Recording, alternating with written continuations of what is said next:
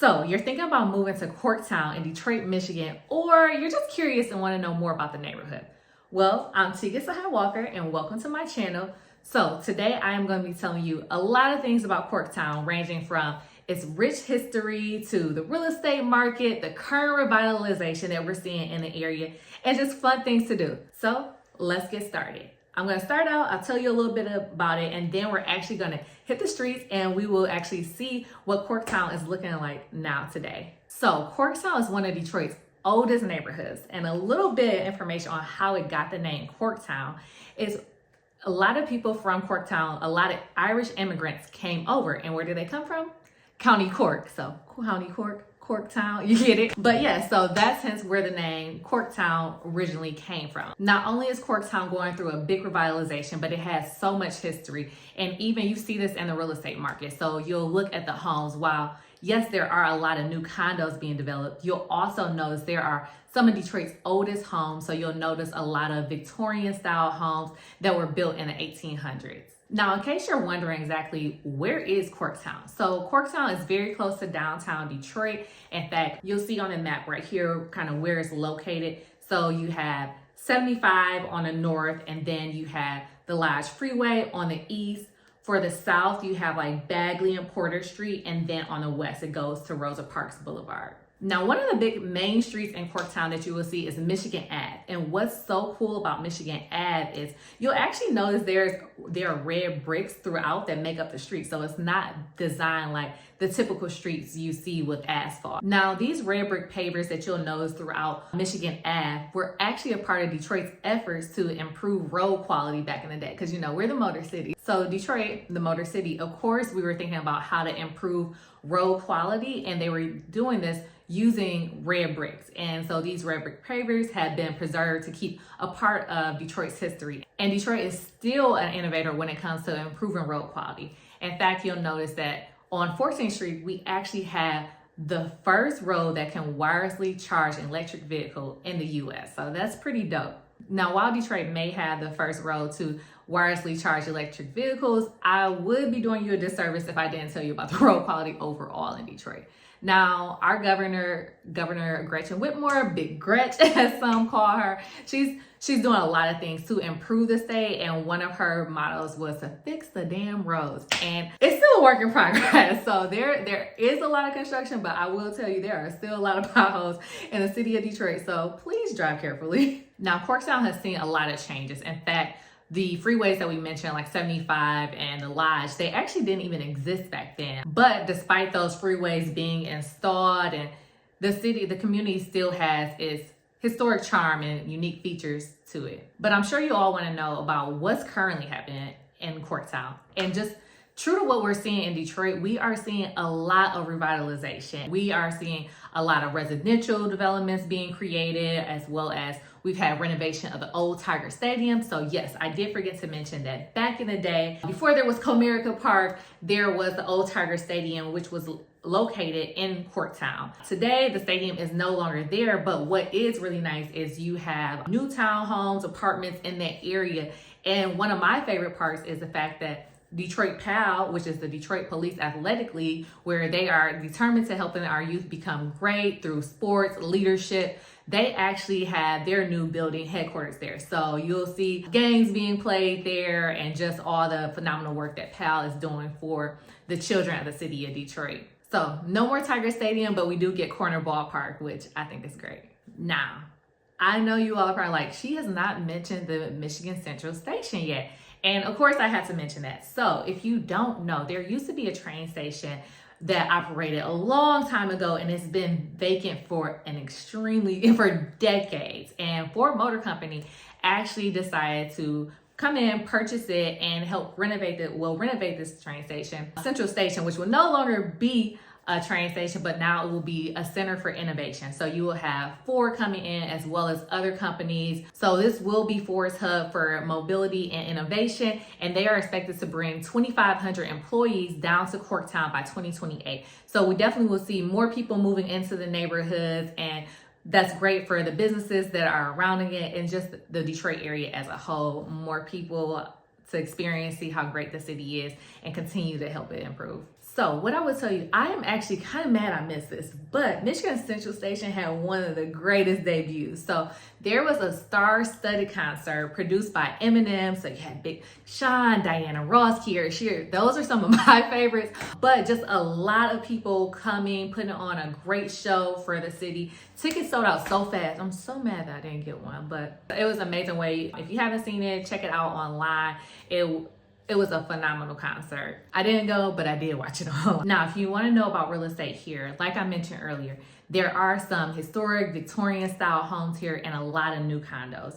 If you want to get in though, you have to be on it. So this is a trend that we've been seeing a lot, but especially in Corktown, there is very limited supply, but there are a lot of people that actually are trying to get into the city. So if you're looking to purchase a home here, you're looking at somewhere around $300-$400 per square foot. And so that way the condos are a little bit more expensive right now than we're seeing for some of the residential homes, especially given that they're brand new construction. Most of the single family homes that have hit the market have not been as updated. So you can get those more so for about say mid 300,000s, and then if you are looking to purchase a condo, you're going to be closer to spending about $550,000 just as a median, what we're seeing for prices in the real estate industry.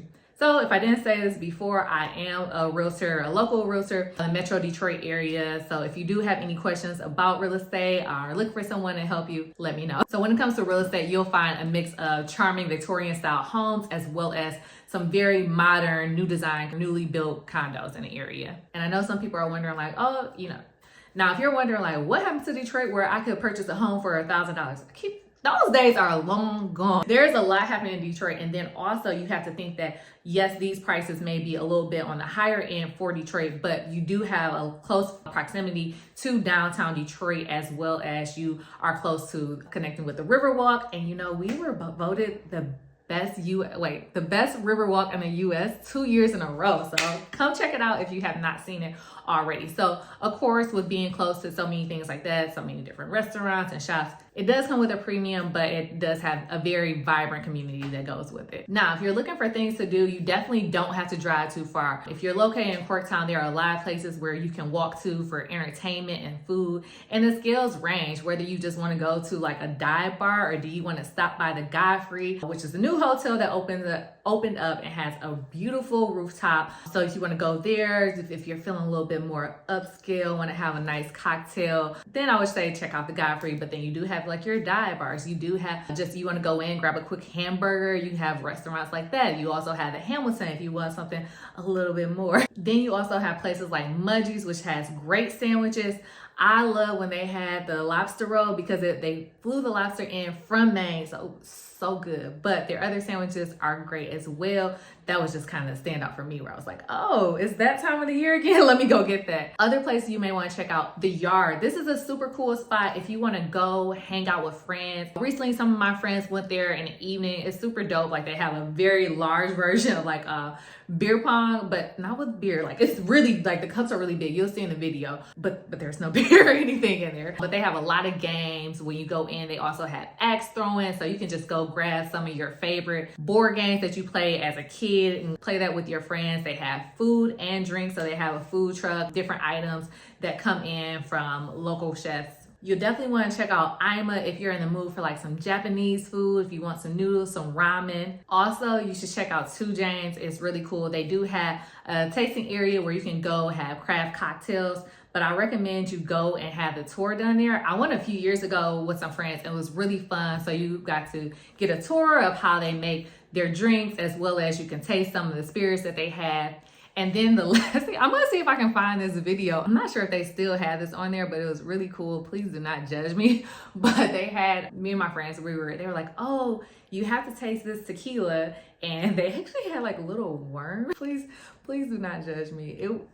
Would I do it again? Probably not, but it wasn't terrible. But yeah, so it's a really cool experience. I think if you just really want a nice craft cocktail, just hang out with some friends, this is a nice place to check out, and then also learn about their history and the history behind the beverages that they serve there. Now, I know I did talk a lot about if you were purchasing a home, but also there are a lot of places where you can rent, like even for example, the Perennial. This place is really cool. And I actually considered like moving here for a minute. I do own a home, but I was considering renting this one out and just going to rent somewhere downtown, just because I just wanted that lifestyle and vibe. And I'm still not quite sure exactly where I want to move to.